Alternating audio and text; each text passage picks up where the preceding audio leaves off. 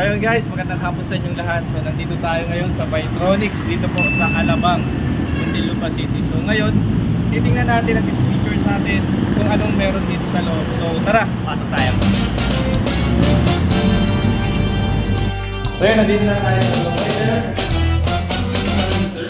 Dito po tayo ngayon sa Jordan Sibal, Sinilay Ladder, one of the business specialists dito. So, papakilala ko po sa inyo yung electric namin ng Charis. Siya po ay may 60 volts and 800 watts. Ang niya po is 60 kilometers. Yung charging niya naman po is 6 to 8 hours na tumatagal hanggang 3 to 4 weeks. Tapos yung, niya po, yung battery niya is lead acid type. Tapos yung 45 kilometers per hour po yung speed niya. And yung naman po yung gulong is tubeless tire na tubeless na rin. Para sa California na 3.0 to 10. Tapos, meron po siya front disc brake. Tapos, nagiging mga 3 drum brake. Parang siya parang logo na talaga siya na logo.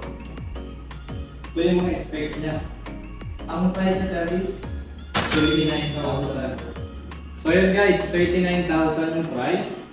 Nagpaliwanag kasi yung specs. Kung hindi nyo na masyadong naiintindihan, nandiyan sa ating screen, makikita nyo. Let's go!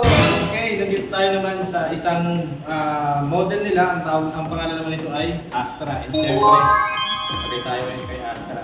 Pero syempre yung specs nito, papaliwanag nito isa. Sir! Sir, good morning po. Ito po yung actual namin yung pinakamagandang level namin dito, sir. At pinakamura din po siya. Meron po siyang 60 volt and 800 watts na motor. Tapos yung speed niya po is 45 kilometers per hour. Yung range po niya or yung distance is 60 kilometers per hour. And yung battery niya po, katulad lang po sa Charis na lead acid type. And safe din po siya sa gulong na tubeless tire, 3.0 to 10. And naman po, yung nito, yung price is 35,000. Wow, 35,000. May previous na rin po siya, sir, kapag bumili ka po. Ito po, yung helmet. Helmet.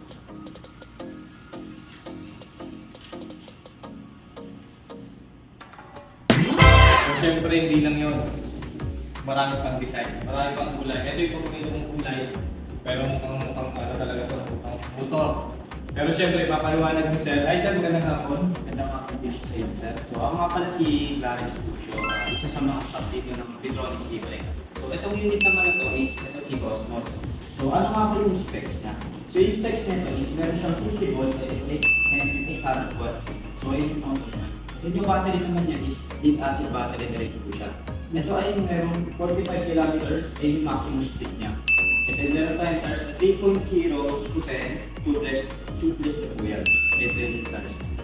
So kung may kita nyo, yung design ng dito is parang motor talaga. So ang kagandahan dito, yung front na is display. So ang ito po, ay drum brake po. So ito yung space. So, Sir, magkano yung price naman ito? Magkano yung Yung price naman po yan is 38,000 po. So, may mga freebies din ba siya, Sir? Yes po, may mga features po yan. Helmet, food mat, and charger po. Ang maganda nito sir, meron na rin siyang top box. So kung may mga gamit kayo na sa error, yung mga malinig kayo, so pwede nyo kayo. So, parang yung top box na ito, nakabili na ito. Nakabit din. Pwede yung maganda. 38,000. So working na rin po. So parang na rin siyang mundo. Parang sa rin yung switching music. Okay, switching na rin siya. Tapos, kagandahan, tubeless. Ano, natubos na rin yung tulong. Yes po, mas mabilis po.